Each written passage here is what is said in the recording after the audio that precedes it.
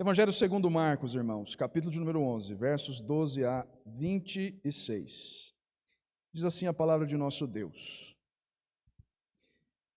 No dia seguinte, quando saíram de Betânia, teve fome.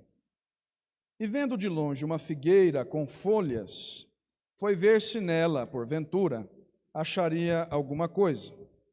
Aproximando-se dela, nada achou senão folhas, porque não era tempo de figos. Então lhe disse Jesus: nunca jamais coma alguém fruto de ti. E seus discípulos ouviram isto. E foram para Jerusalém. Entrando ele no templo, passou a expulsar os que ali vendiam e compravam. Derribou as mesas dos cambistas e as cadeiras dos que vendiam pombas. Não permitia que alguém conduzisse qualquer utensílio pelo templo. Também os ensinava e dizia: não está escrito? A minha casa será chamada casa de oração para todas as nações? Vós, porém, a tendes transformado em covil de salteadores. E os principais sacerdotes e escribas ouviam estas coisas e procuravam um modo de lhe tirar a vida, pois o temiam, porque toda a multidão se maravilhava de sua doutrina. Em vindo a tarde, saíram da cidade. E passando eles pela manhã, viram que a figueira secara desde a raiz. Então Pedro, lembrando-se, falou: Mestre, eis que a figueira que amaldiçoaste secou.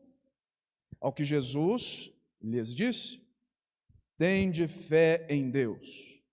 Porque em verdade vos afirmo que se alguém disser a este monte: ergue-te e lança-te no mar, e não duvidar no seu coração, mas crer que se fará o que diz, assim será com ele. Por isso, vos digo que tudo quanto em oração pedirdes, crede que recebestes, e assim será convosco. E quando estiverdes orando, se tendes alguma coisa contra alguém, perdoai, para que vosso Pai Celestial vos perdoe as vossas ofensas. Mas, se não perdoardes, também vosso Pai Celestial não vos perdoará as vossas ofensas. Até aqui, irmãos, vamos orar? Vamos pedir a Deus que nos ajude neste momento de exposição bíblica. Santíssimo Deus Trino, eis-nos aqui mais uma vez diante da Tua presença, neste culto que a Ti prestamos em espírito e em verdade. Fala conosco nesta hora, nós te pedimos, Senhor, em nome de Jesus, pois acabamos de ler a Tua palavra e esperamos, neste momento, ouvir a Tua voz, receber a Tua instrução. Esperamos, Senhor, edificação da parte do Senhor, correção da parte do Senhor. Enfim, Senhor, nós desejamos nesta noite ouvir a Tua voz. Fala conosco, que Teu Santo Espírito nos guie neste momento de exposição bíblica, que nos ilumine a mente, o coração, para que entendamos tudo aquilo que acabamos de ler. Essa é a nossa oração e nós a fazemos em nome de Jesus, o Teu Filho. Amém. Irmãos, nos últimos meses, infelizmente, tem sido quase que rotineiro ouvir notícias sobre líderes religiosos envolvidos em escândalos públicos, não é verdade? A última notícia que li há algumas semanas trazia a seguinte manchete: polícia prende pastor suspeito de aplicar golpe do octilhão de reais. Na linha fina, irmãos, de descrição da notícia, lia-se o seguinte, abro aspas: o homem, identificado como fulano de tal, não vou citar o nome, é investigado como sendo um dos líderes de um esquema criminoso milionário, com lucro de mais de 150 milhões de reais no Brasil e exterior. Fecho aspas. O fato é que esse é apenas um dos muitos outros casos, irmãos, que infelizmente, repito, eu poderia citar aqui. E eu confesso aos irmãos com toda sinceridade, casos que às vezes me fazem sentir vergonha de ter de me apresentar como pastor em alguns lugares. O que eu quero dizer é que esse não é um caso isolado. E vejam só, estamos falando de supostos pastores, irmãos. Homens que usam palavras eloquentes, que falam de Deus aqui e ali, que mantêm um certo ar de santidade por onde passam. Pessoas aparentemente muito piedosas, muito religiosas, que gostam de se classificar como servas de Deus, que estão na igreja semana após semana, que cantam louvores, vejam, que carregam a Bíblia debaixo do braço. Mas notem, irmãos, que a despeito disso tudo, vivem de modo bastante estranho, para dizer o mínimo, ao Evangelho de Cristo. Líderes cuja vida não reflete o Evangelho que dizem confessar. Bem, mas aí os irmãos podem se perguntar, não é? Por que o pastor está começando o sermão com isso? É porque o texto que nós acabamos de ler, irmãos, aqui no Evangelho de Marcos, apresenta uma realidade bastante similar a essa que eu acabei de descrever, citando alguns exemplos. Neste texto, meus irmãos, minhas irmãs, vemos Marcos falar acerca desse tipo de religiosidade de aparências, mostrando o quanto esse tipo de prática era estranha à pessoa de Jesus.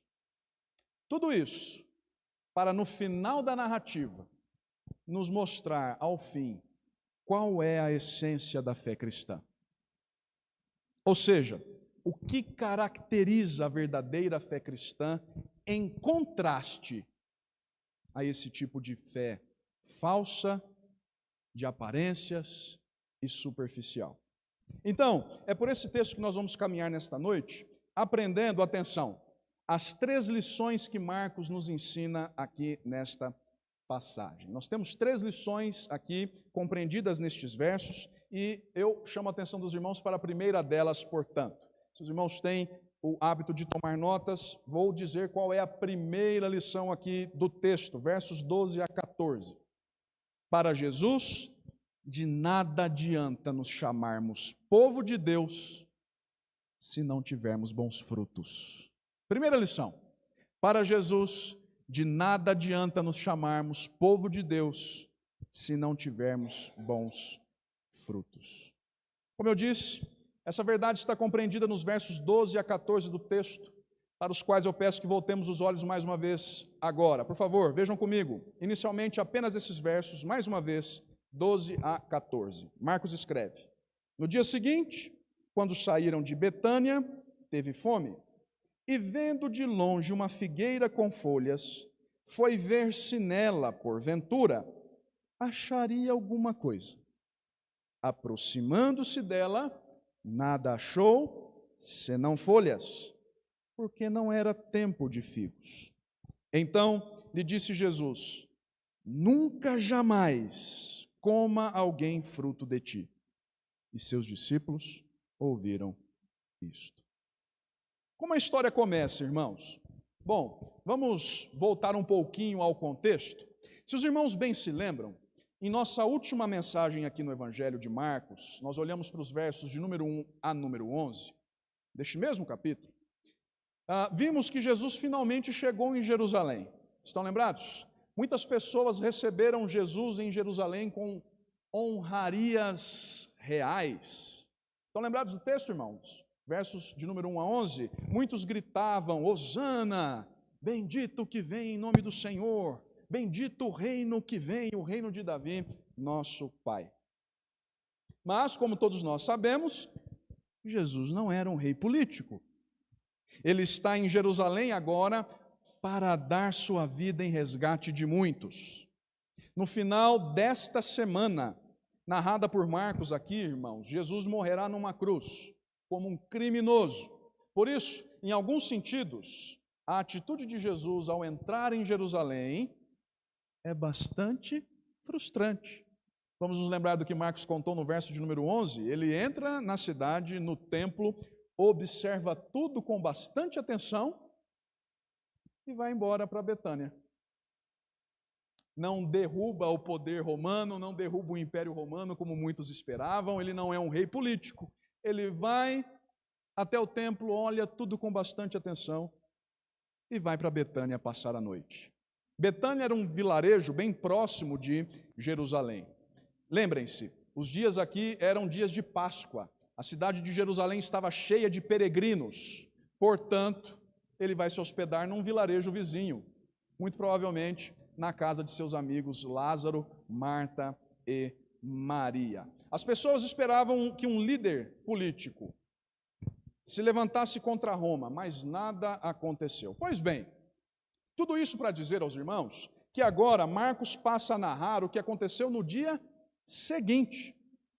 Jesus e os seus seguidores dormiram em Betânia e no dia seguinte, como Marcos conta agora no verso de número 12, eles saem daquele pequeno vilarejo onde passaram a noite e mais uma vez vão para Jerusalém. Um pequeno trajeto, irmãos, cerca de 3 quilômetros. E nesse pequeno trajeto, Marcos conta no verso de número 12, quando saíram de Betânia, Jesus teve fome. Jesus ficou faminto. Então ele viu de longe, diz Marcos, uma figueira. E vejam, uma figueira repleta de folhas. E dela se aproximou para ver se encontrava alguma coisa. Estava com fome, viu a figueira repleta de folhas, tudo indica que há figos ali, e ele se aproxima da árvore na esperança de encontrar algo para comer. Mas o que é que ele encontra, irmãos? Nada. Absolutamente nada que pudesse servir de alimento. Só encontra folhas. Nada achou, diz Marcos, senão folhas. E ainda nos fornece uma explicação, não é? Viram o final do verso de número 13? O que é que Marcos nos conta? Porque não era tempo de figos. Então, no verso 14, Jesus amaldiçoa a figueira. Nunca jamais coma alguém fruto de ti. Seus discípulos, completa Marcos, ouviram isto. A figueira, irmãos, nunca mais daria frutos. E momentos depois, como nós veremos adiante, ela já estará completamente seca. Agora, convenhamos, tanto quanto estranho, não é? Os irmãos vão de convir comigo que isso causa um pouco de estranheza, porque o bom senso nos leva a fazer algumas perguntas diante do que Marcos nos conta aqui. Bom, se não era tempo de figos, por que Jesus esperava encontrar alguma coisa na figueira? E não encontrando, por que ele amaldiçoou aquela árvore? Concordam comigo que à primeira vista não parece fazer muito sentido? Pois bem, acontece, queridos, que nós precisamos falar um pouquinho de botânica aqui.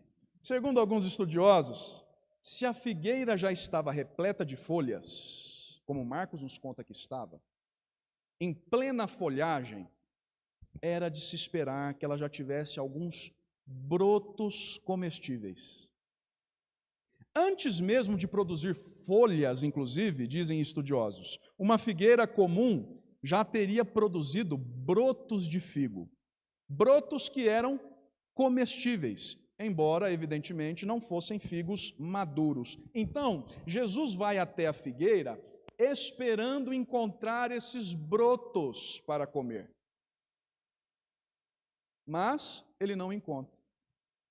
Daí a razão de ser da maldição. Aquela árvore, por estar repleta de folhas, prometia muito de longe. Embora não fosse tempo de figos, por estar cheia de folhas, prometia ter brotos. Mas quando Jesus se aproxima, vê que ela não fornecia absolutamente nada. nem brotos havia ali para comer. De todo modo, irmãos, o que ocorre aqui é que Jesus está usando, bastante atenção para entendermos isso, Jesus está usando dessa situação, desse seu encontro com uma figueira infrutífera, para ilustrar algo muito mais profundo. Há todo um simbolismo nesse ato que aponta para algo muito mais significativo. Acontece que a figueira, como nós vemos em vários textos do Antigo Testamento, representa Israel. É um símbolo de Israel que se tem aqui. Então, como uma espécie de parábola, um ato de parábola encenada, Jesus está falando de Israel. Israel era um povo que amava se identificar como povo de Deus. Um povo que prometia muito do ponto de vista da tradição, do ponto de vista dos costumes, do ponto de vista da pompa religiosa, dos rituais religiosos. Era um povo aparentemente frutífero, cheio de folhas, mas que quando era olhado mais de perto, não tinha nenhum fruto. Jesus está usando dessa situação, portanto, do encontro com a figueira, para ilustrar a condição espiritual de Israel, sobretudo na pessoa de seus líderes religiosos. Israel era um povo que honrava a Deus com os lábios, mas cujo coração estava longe do Senhor. Como a figueira que Jesus encontrou no caminho para Jerusalém. Um povo de muitas aparências e pompas, mas sem nenhum fruto a oferecer. Entendem qual é o sentido? Jesus está ilustrando isso nesse episódio com a figueira. Ele procura em Israel, na liderança de Israel, algo bom, algum fruto de justiça, mas nada encontra. Assim como foi com a figueira. Então Jesus está falando do juízo de Deus que está por vir sobre os líderes religiosos, irmãos, quando ele amaldiçoa a figueira. Ao amaldiçoar a figueira, ele está demonstrando, naquele ato, a maldição que está por vir sobre os líderes de Israel, sobre a nação que estava distante do Senhor. O Messias já estava entre eles, mas eles o rejeitaram. Por isso há juízo por vir sobre Israel, como veio juízo sobre a figueira infrutífera. Então, com isso, nós aprendemos aqui a primeira lição desta noite. Para Jesus, de nada adianta nos chamarmos povo de Deus se não tivermos bons frutos. Para Jesus, de nada adianta nos chamarmos povo de Deus se não tivermos bons frutos. Claro que isso tem importantes aplicações para nós hoje. Sabem, irmãos, nós precisamos tomar muito cuidado com isso aqui. Muito cuidado com esse tipo de propaganda enganosa. Entendem o que eu quero dizer? Nós corremos sérios riscos quando nós nos assemelhamos a Israel, nesse ponto aqui. Aos líderes religiosos de Israel, sobretudo. Quando temos pompa de crentes, hábitos de crentes, tradições de crentes, rituais de crentes, mas, na verdade, nenhum fruto que testifique que sejamos crentes. Nenhuma obra que confirme que sejamos de fato crentes. Compreendem qual é o meu ponto nessa primeira aplicação? O que eu quero dizer, irmãos, é que nós devemos tomar muito cuidado com esse tipo de religiosidade de aparências, religiosidade de fachada. É o que Marcos está tentando nos mostrar aqui. Jesus não se contenta com folhas bonitas, não se contenta com boa aparência, ele deseja que seus filhos produzam frutos.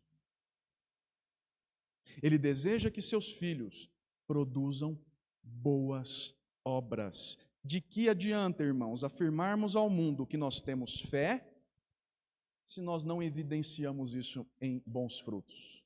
Aliás, não é o que Tiago escreve lá em sua carta? Nós estamos estudando aqui às quartas-feiras. Estão lembrados lá do 2º capítulo? Meus irmãos, qual é o proveito se alguém disser que tem fé, mas não tiver obras, pode acaso semelhante fé salvá-lo? E ainda no verso de número 26, assim como o corpo sem espírito é morto, assim também a fé sem obras é morta. Pegando o caso do encontro de Jesus com a figueira infrutífera, nós poderíamos parafrasear o que Tiago diz em sua carta nos seguintes termos: meus irmãos, de que adianta ter uma folhagem toda bonita e verdinha, se não houver em nossa vida bons frutos? Nós temos frutificado, irmãos, em nossa caminhada como crentes, temos dado bons frutos, as pessoas têm visto o nosso bom testemunho.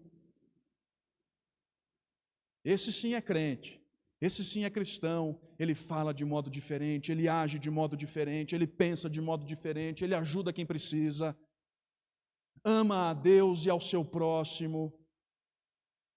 Ou será que, como a figueira que Jesus encontrou pelo caminho, apenas temos pompa de crentes, mas nenhum fruto que testifique isso? Jesus não se contenta com as aparências. Primeira lição, portanto, para ele, de nada adianta nos chamarmos povo de Deus se não tivermos bons frutos. Mas ainda há uma segunda, e é ela que aprenderemos agora. E é a seguinte: para Jesus, de nada adianta estarmos na igreja se não for pelos motivos corretos. Para Jesus, de nada adianta estarmos na igreja se não for pelos motivos corretos. Por favor, vejam comigo agora os versos de número 15 a 19.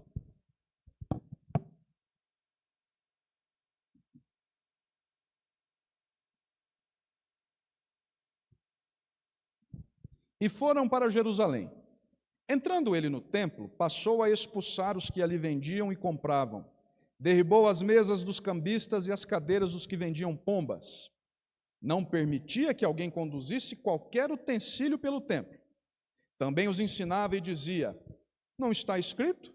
A minha casa será chamada casa de oração para todas as nações? Vós, porém, a tendes transformado em covil de salteadores.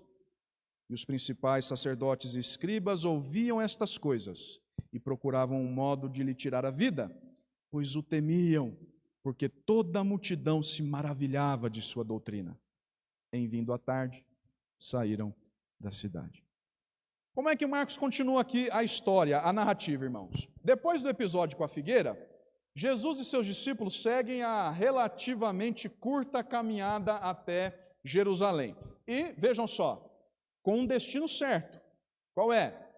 O templo, o lugar por excelência da religiosidade judaica. Vamos nos lembrar, irmãos, essa será a segunda passagem de Jesus por aquele local nessa última semana de sua vida. Estão lembrados do que aconteceu no dia anterior? Atenção aqui, irmãos, dia anterior. Verso de número 11, o que aconteceu? Ele já havia estado em Jerusalém, já tinha ido até o templo, visto tudo, observado tudo muito detidamente. E depois foi para Betânia. Agora, no dia seguinte, ele volta ao templo. E diz Marcos, irmãos, que ao chegar no templo, ele começa a expulsar os que ali vendiam e compravam. Muito provavelmente, no dia anterior, Jesus já tinha visto todo esse tipo de mácula na casa de Deus. Pessoas vendendo, fazendo câmbio, fazendo todo tipo de transação econômica, financeira. Agora, ele vai ao templo para purificá-lo, para expurgá-lo, para limpá-lo da sujeira que ele viu no dia anterior. Diz Marcos que ele passa a derrubar as mesas dos cambistas e as cadeiras dos que vendiam pombas. As pessoas tinham transformado a casa de Deus, irmãos, numa feira ao ar livre. E vamos nos lembrar, vamos entender o contexto aqui, a Páscoa estava chegando, como eu disse antes. Portanto, muitas pessoas estavam vindo para Jerusalém para as festividades de Páscoa. Com isso, muitos aproveitadores viam essa ocasião como uma ótima oportunidade de lucro. Numa área externa do santuário, propriamente dito, chamada Pátio dos Gentios, dizem os estudiosos, muitos comerciantes e cambistas estavam estabelecidos. Por quê? Porque ali eles poderiam vender animais para o sacrifício no templo. Não é à toa que Marcos faz menção aqui à venda de pombas. As pombas eram animais vendidos às famílias mais humildes. Quem tinha mais dinheiro comprava animais maiores para sacrificar no templo. Comprava carneiros, comprava ovelhas, bois. As famílias mais humildes compravam pombas. Mas ambas, as mais humildes e as mais abastadas, iam ao templo em ocasião de Páscoa para sacrificar. Então muitas pessoas, muitos comerciantes, viam festividades como esta como oportunidade de ganhar bastante dinheiro.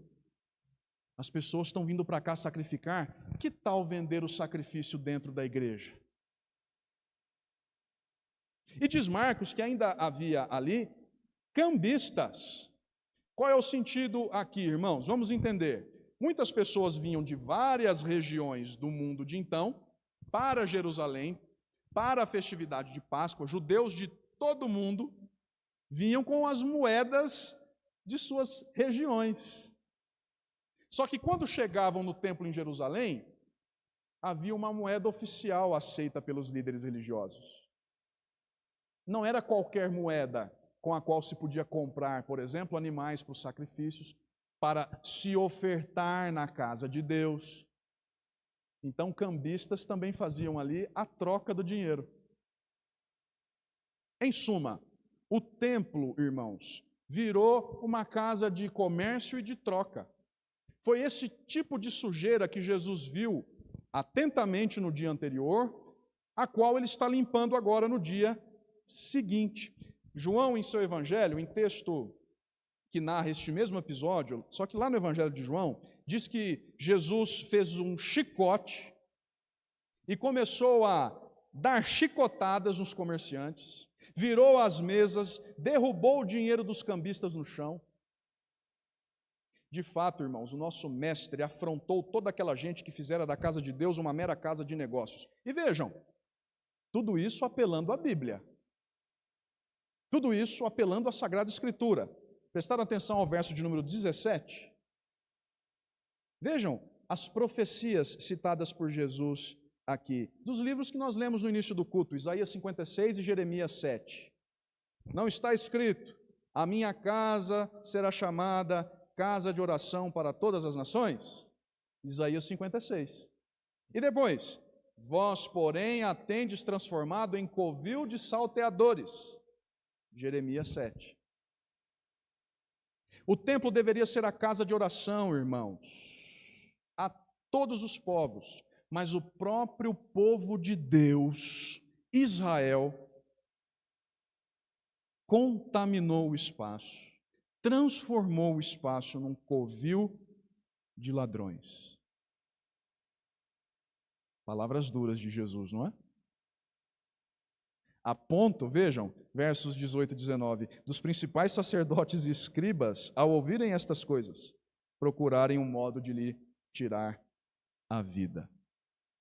Ainda que com todo temor, já que Jesus era bastante popular, mas procurarem um modo de lhe tirar a vida. Com isso, nós temos a segunda lição aqui, irmãos. Para Jesus, de nada adianta estarmos na igreja se não for pelos motivos corretos. De nada adianta estarmos na igreja se não for pelos motivos corretos. Algumas aplicações. Hoje, todos nós estamos aqui na igreja, não é verdade, irmãos? Agora, a pergunta que eu faço para que todos nós reflitamos por um momento é: mas estamos pelas motivações corretas?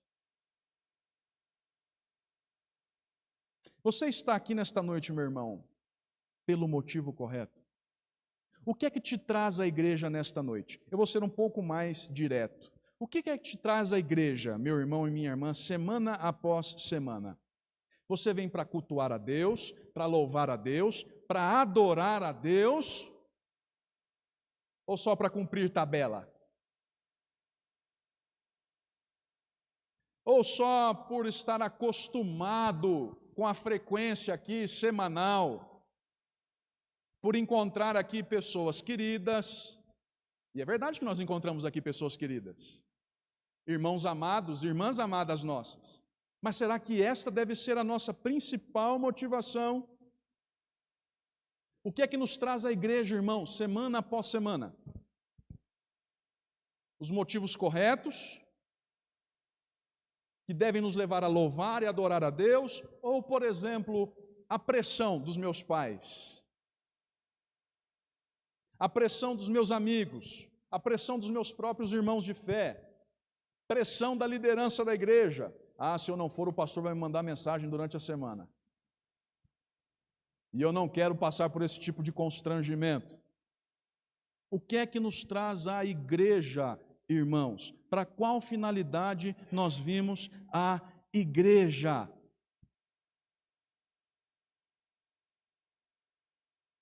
E talvez nós não estejamos aqui como os vendilhões do templo, interessados em lucros materiais.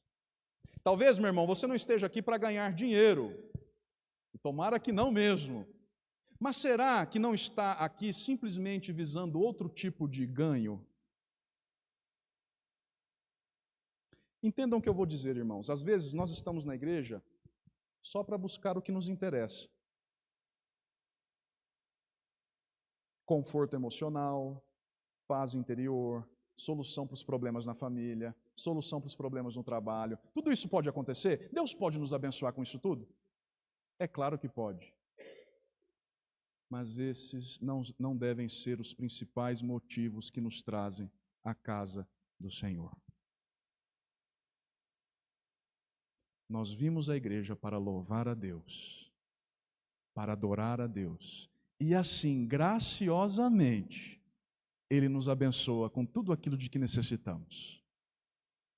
Ele nos dá tudo aquilo de que precisamos, mas temos que estar aqui com sinceridade, com o coração quebrantado, agradecido, não por simples formalidade, não por interesse pessoal, mas para louvar a Deus. Porque para Jesus, de nada adianta estarmos na igreja se não for pelos motivos corretos. Mas ainda há uma terceira e última lição ensinada pelo texto, e nós terminaremos com ela agora. Versos 20 a 26. É a seguinte: para Jesus, a verdadeira religião é caracterizada pela fé piedosa em Deus. Última lição que nós aprendemos aqui, irmãos. Para Jesus, a verdadeira religião é caracterizada pela fé piedosa em Deus. Versos 20 e 26, por favor, volte os olhos comigo para terminarmos. E passando eles pela manhã, viram que a figueira secara desde a raiz. Então, Pedro, lembrando-se, falou: Mestre, eis que a figueira que amaldiçoaste secou. Ao que Jesus lhes disse: Tende fé em Deus, porque em verdade vos afirmo que se alguém disser a este monte, ergue-te e lança-te no mar, e não duvidar no seu coração, mas crer que se fará o que diz, assim será com ele. Por isso, vos digo que tudo quanto em oração pedirdes, crede que recebestes, e assim será convosco. E quando estiverdes orando, se tendes alguma coisa contra alguém, perdoai, para que vosso Pai Celestial vos perdoe as vossas ofensas. Mas se não perdoardes, também vosso Pai Celestial não vos perdoará as vossas ofensas. Vejam, irmãos, depois de ter purificado o templo, diz Marcos, Jesus volta para Betânia. É isso que nos leva a crer o andamento da sua narrativa. Ele mais uma vez segue para Betânia para passar mais uma noite. Ele estava hospedado ali, como eu disse. Pois bem, no outro dia, pela manhã, mais uma vez, ele e seus discípulos voltam para Jerusalém. Só que agora, vejam, Jesus já não mais vê uma figueira cheia de folhas, toda coberta por folhagem. Agora, irmãos, a figueira está totalmente seca. Seca desde a raiz, diz Marcos no verso de número 20. E lá no grego está assim mesmo. Totalmente seca, da raiz até o topo. Seca, totalmente seca. Vejam, a figueira volta à cena. Esse é mais um daqueles relatos sanduíche típicos de Marcos. Estão lembrados de outros que nós já vimos? É um assunto que é interrompido por outro para depois voltar à cena. É o caso aqui. Figueira, purificação do templo e, por fim, de novo a figueira volta à tona. Um relato meio que sanduíche, chamam os estudiosos. Como se fosse uma fatia de pão, um recheio diferente e depois a mesma fatia de pão. A passagem começa com um assunto específico, é interrompida por outra, para que depois volte à cena. Pois bem, a figueira estava completamente seca e os discípulos ficam assombrados. Mais uma vez, irmãos, é Pedro, o porta-voz deles, quem denuncia o susto dos discípulos. Mestre, eis que a figueira que amaldiçoaste secou. E o que é que Jesus havia dito à árvore, irmãos? Jamais voltará a dar frutos. Estão lembrados do simbolismo? Jesus está falando de Israel aqui. Israel, enquanto tal, também seria totalmente infrutífero. Haveria de receber o julgamento de Deus. O templo, que havia se transformado numa cova, num covil de ladrões, também receberia o juízo divino. Isso, de fato, aconteceu no ano 70 depois de Cristo. Tal como profetizado por Jesus no ano 70 depois de Cristo.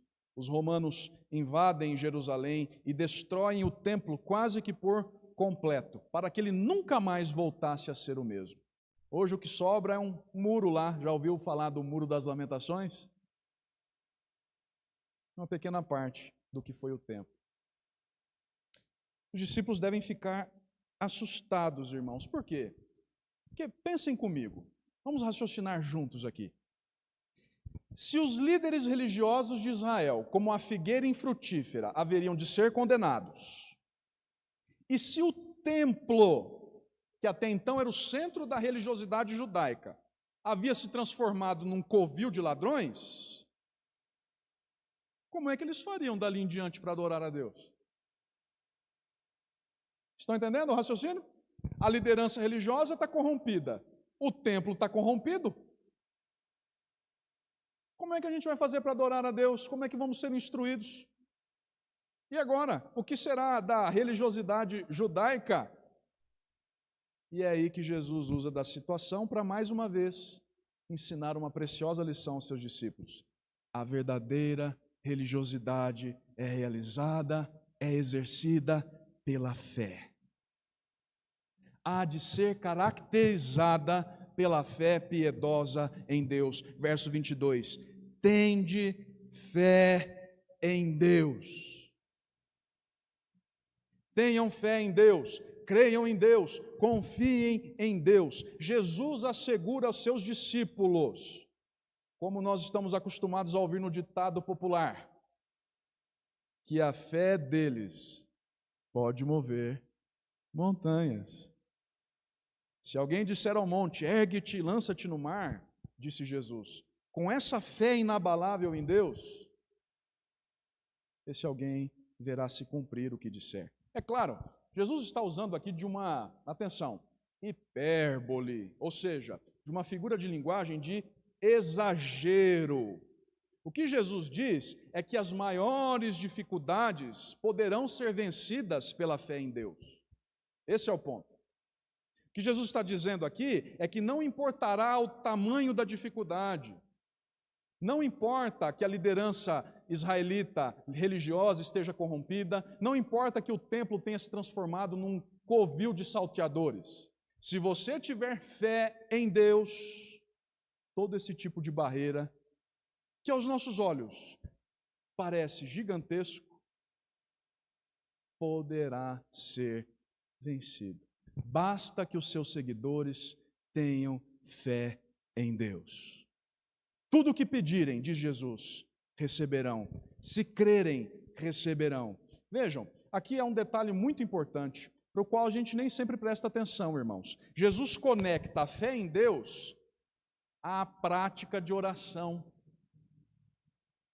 Interessante isso, não é? Vejam, não é qualquer tipo de fé.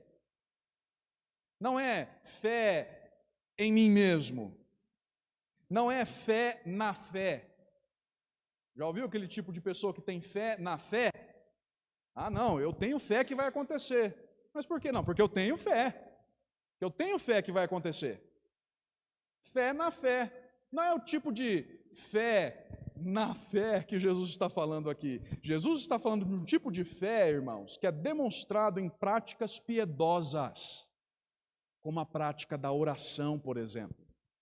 É a fé que crê o suficiente para pedir a Deus em oração aquilo que é necessário. Não é fé em si mesmo, não é fé na fé, mas é fé em Deus. Fé que tem Deus como objeto último. Fé piedosa, que se deixa demonstrar em boas obras. Versos 25 e 26. Quando estiverdes orando, se tendes alguma coisa contra alguém, perdoai, para que vosso Pai Celestial vos perdoe as vossas ofensas. Mas se não perdoardes, também vosso Pai Celestial não vos perdoará as vossas ofensas. Ou seja, fé operosa.